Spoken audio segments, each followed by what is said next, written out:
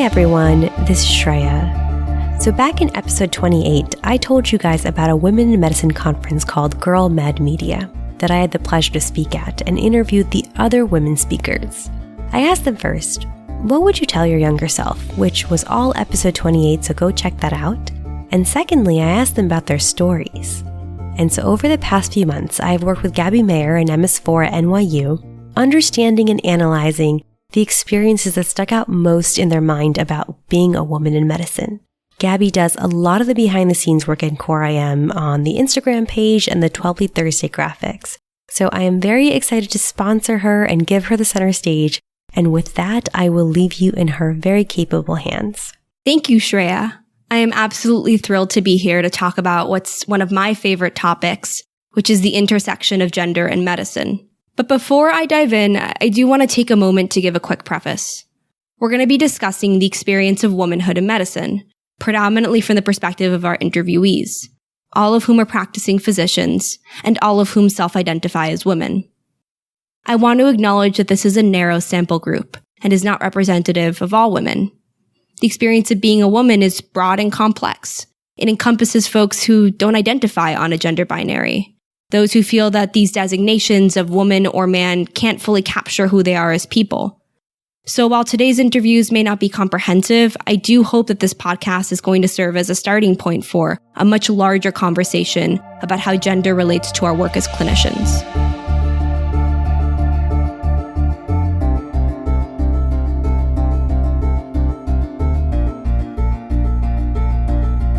Okay, on to the main event. As Shreya mentioned, we'll be stepping away from clinical medicine for today. But since old habits do die hard, we'll still be using a case-based approach to guide us, taking a deep dive into one woman's journey through medical training and attendingship to identify larger themes about womanhood. Who is she? Well, I'll let her introduce herself. My name is Kali Hussein. I'm a trauma surgeon. I also do acute care surgery and critical care. Kali's job title is, I think, impressive enough on its own. But then we learn a little more about her, and her accomplishments take on a whole new dimension. I'm originally from Somalia. I was born there. I came to the United States at the age of 9, and having to learn a new language, navigating through a new culture, being a Muslim woman who's hijab wearing, and the fact that I had a goal of becoming a surgeon was something that was completely contradictory in everybody's eyes. All these negative things just, played with my self-confidence. What Kali's describing here, this feeling that her identity of Muslim woman makes her, in the eyes of others, an unlikely candidate for surgeon, has a name. It's called Stereotype Threat.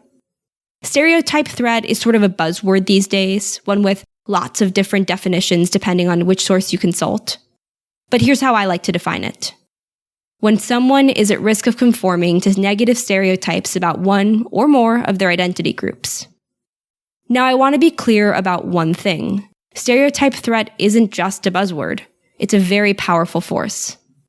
Ample studies have demonstrated that when people feel stereotype threat, which is that fear or anxiety that they will fulfill a perceived negative expectation, they do worse on measures of intellectual performance, such as standardized tests or even working memory. Stereotype threat also extends beyond the classroom. The literature suggests that it keeps women out of leadership positions and actually contributes to workplace burnout. In residency, Kali comes up against stereotype threat again. This time it bubbles up around a very specific identity, that of motherhood. Once I got myself into a residency program where I was doing well, I started having kids, and that became the next thing to say, you can't do it, right? I've proven to myself, it wasn't proof enough for everybody else that I've made it into a surgery residency I was told I couldn't get into. But now while I was in it, I was being told that, no, you can't do it as a mother. No matter, how well I performed, it was always, oh, but it's not going to matter because you're a mother. It's not going to mean anything. You're going to finish and you're going to be a stay-at-home mom and you're not going to help any patients. It didn't matter. To me, what's most striking about this is how Kali actually responds to the adversity that she's come up against. She buckles down and, well, for lack of a better phrase, she sets out to prove her haters wrong. I had PDFs of my phone, of my books on my phone, and I would be breastfeeding and reading at the same time. And when I came back, the expectation was that I would be behind everybody else. And I came knowing everything that was in the book. I think in the end, it served me very well. All these negative things and all these, the fact that people had no confidence in my ability to overcome these obstacles gave me strength to say, I can do it. But the fact that all these negative things, I can turn them into a fuel for me to keep going. It made me read more. It made me, work harder to prove others wrong. Kali frames the naysaying she experiences as fodder. She has this natural ability to repurpose negative energy to allow it to galvanize her ambition. Now, Kali is the exemplary way to respond to adversity. When I was listening to her story, I couldn't help but think of all the times that I didn't act this way. All the times that when I was faced with a challenge, I felt tears come to my eyes or I even backed down entirely. My point is that what we see Kali accomplish here is much more easily said than done. Sometimes our responses to difficult situations are much less constructive than hers. Sometimes, for instance, we get angry. You're fearing that your colleagues are going to look down at you. You're fearing that you could lose your job. And all of those fears get bottled up. And when you have conflict, boom, now you get angry. That's Dr. Eileen Brenner. She's an emergency medicine physician practicing in upstate New York. She goes on to explain how this anger can work against women who experience it. Anger is a failure for women. When you don't keep it inside, people perceive you as a failure. Eileen is suggesting that not all anger is created equal, that the emotion of anger has additional negative valence when a woman is the one exhibiting it. This is a phenomenon that is not at all unique to the field of healthcare. One of my favorite authors, Lauren Groff, touches upon the stigmatization of female anger quite frequently in her writing. Here she is discussing it in a recent interview. She says, "We're told to be nice, sweet, not to be angry, because the anger of a woman is an incredibly frightening thing. It's not something that we as a society value at all. And there's nothing more devastating to a woman than to be called a harridan, a hag, whatever a witch is, someone with power who fights the status quo." She later says, "Women are not allowed open access to our fury. If you scream at someone, you get called names. There's so much shaming for female rage. And we are human beings, like men are. But men can yell at other people. Men can get into fights." So what Groff is describing, an inability to access our fury, can lead to a social metaplasia of sorts, one where women choose to hold things in or elect to avoid expressions of conflict so that we remain sufficiently likable or palatable. Now, it's not always a conscious choice. We may not always be aware we're holding back in this way. Frequently, likability is just the path of least resistance, the price we pay to ensure that we don't get written off as bossy or difficult. Women can be seen as aggressive if they push themselves forward, or uppity. Dr. Kate Pryor, an anesthesiologist, and I'm sure as her accent gives away, she practices in the UK. Kate goes on to explain how this perception of women impacts our behavior in professional settings. If you look at sort of the old school language of leadership, the very masculine sort of descriptors, assertiveness, dominance, aggression. But if a woman demonstrates some of the masculine traits, it's seen as a bad thing. Women get described as bossy. A man will, well, I say never, but probably hardly ever be described as bossy in the workplace. I find that inequality just so disappointing when we live in a world where men can do everything that a woman can do, and a woman can do everything that a man can do. I really echo Kate's disappointment here. Her anecdote provides a sobering example of how these conversations about gender, which can often be couched in lofty and theoretical language, the language of stereotype threat or accessing our fury, how these conversations infiltrate down into our day-to-day, and they can actually play material roles in our ability to advance ourselves as professionals and leaders. I think we'd all love to easily take a page from Kali's book, to be able to develop that skill of buckling down in the face of adversity. But that level of grit is not necessarily something all of us can summon all of the time. And that's okay. Women aren't perfect, and the standards to which our behavior is held shouldn't be perfect either. Someday, I hope to live and work in a world where there is room for female leaders to be a little more human, a little angrier, or, yes, even a little bossier.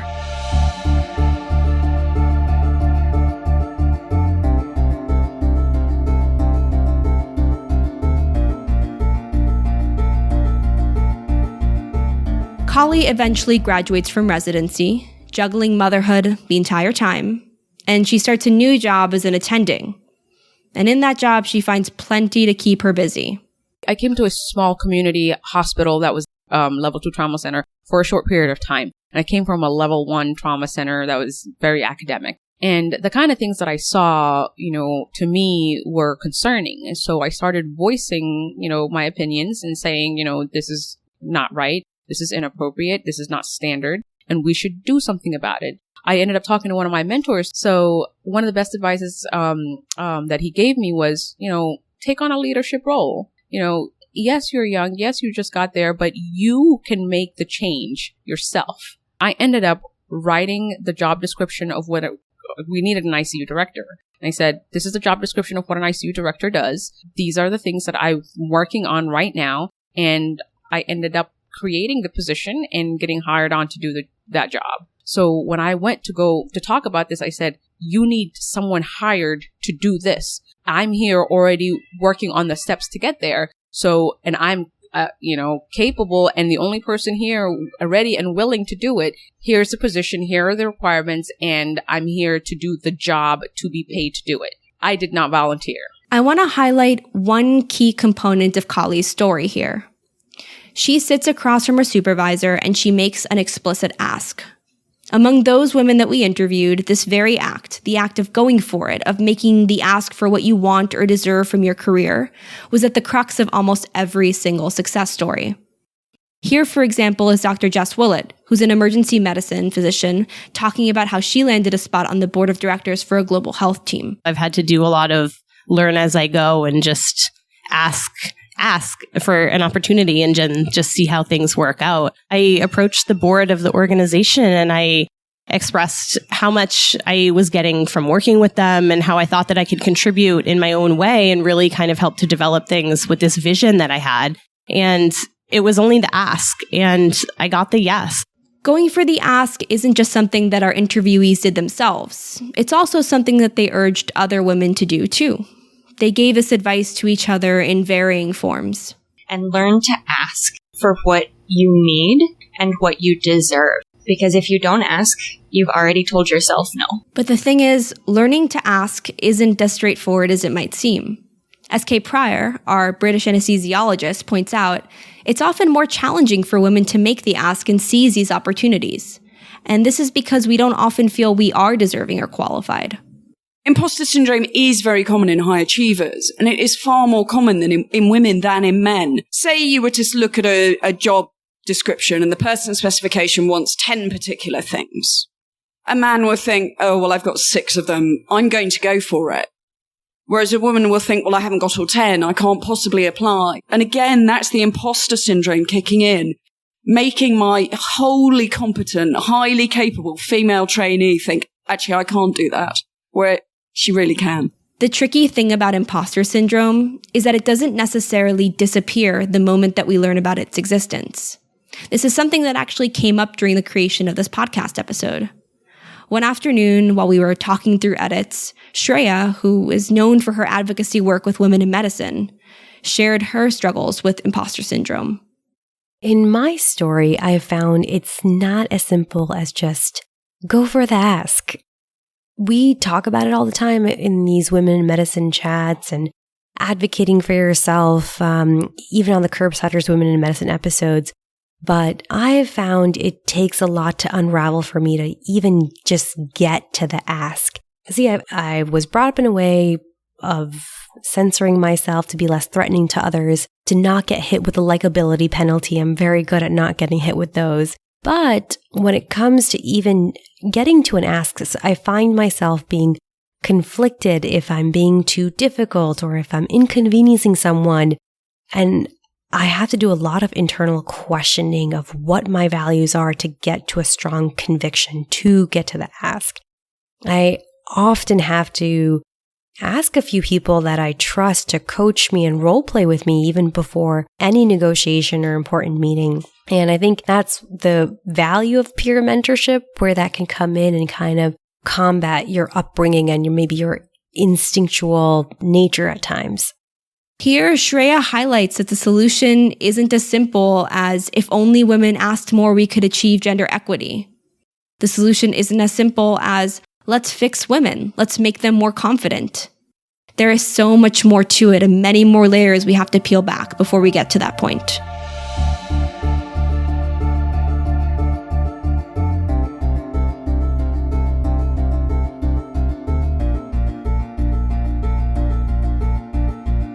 Now that Kali has firmly settled into attending ship, time, and specifically time for herself, has become one of her biggest challenges. I've put everybody, my family, my career ahead of my self-care. And I didn't realize it until I got myself into trouble. I got to a point where I, was busy and picking up kids and, homework and this and that. And it was time for dinner and I didn't have time to cook.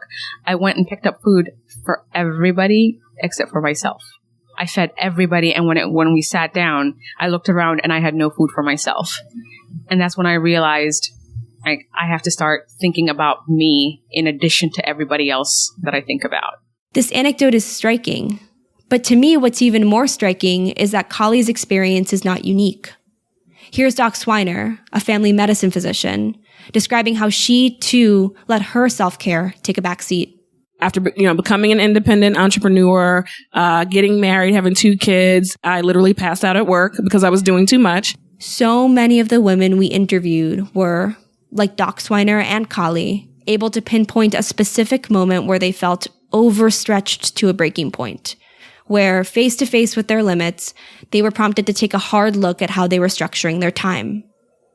The way Kali sees it, this is a phenomenon that is actually tied to the experience of womanhood. I think one of the most important things that we as women do when we want to, have a family and we take most of the responsibility for our family and we want to have a career and we want to take leadership roles in our career is we think we can handle it all ourselves. That feeling of having to handle it all ourselves, even if it's far more than we can manage, is exceedingly common among women.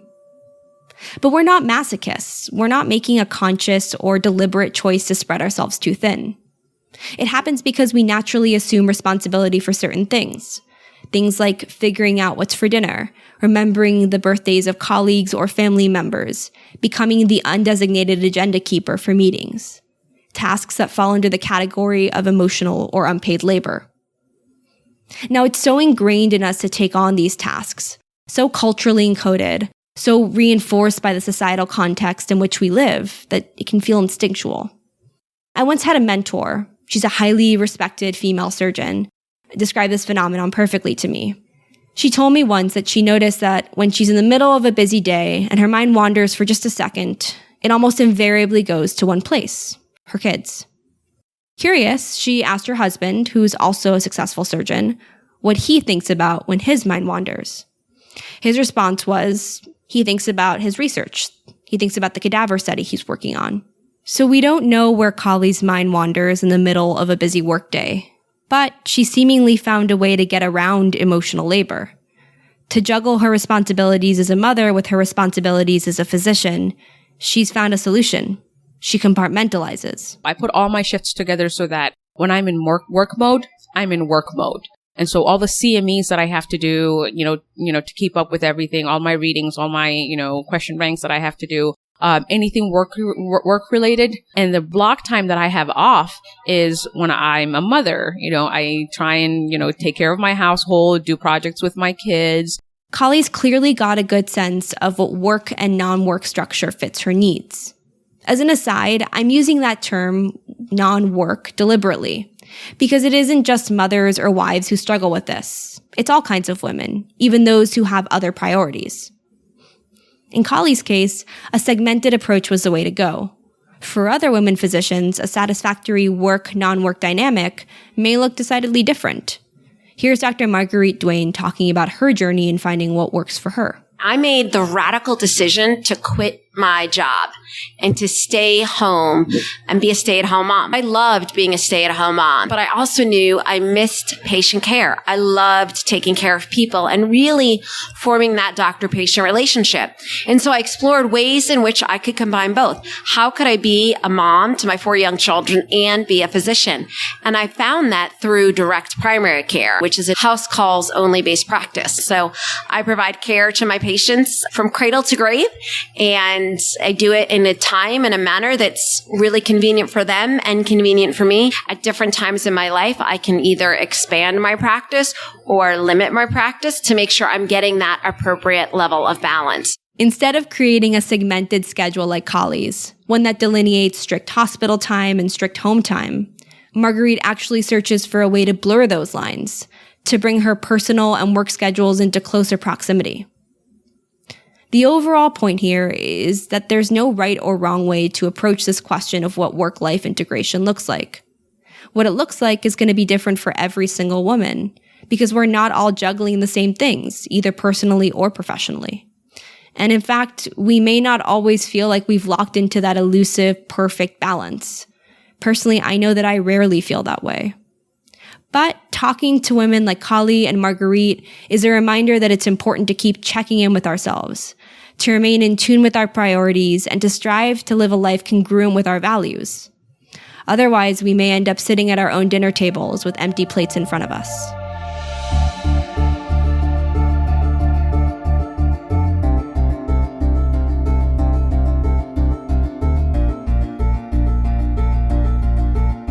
As Kali tells her story, she's very quick to acknowledge that she wasn't alone. She was able to navigate these women-specific challenges because of the support of those around her. One of the things I learned is to create your network to help you do all the things that you want to do. I had the support of my family, and that was the most amazing thing that could have happened. For Kali, this support comes in the form of family and relatives. And this was true for a lot of the women that we spoke to, who cited brothers, aunts, family friends who helped sustain them through these challenging moments in their careers. But it's key to acknowledge that these familial and spousal networks are actually a form of privilege, and not everyone is lucky enough to have this natural built-in avenue of support. And that's why it's so critical that we create networks of solidarity in addition to the ones that we already have. This is something that electrophysiologist Dr. Susie Figofsky points out.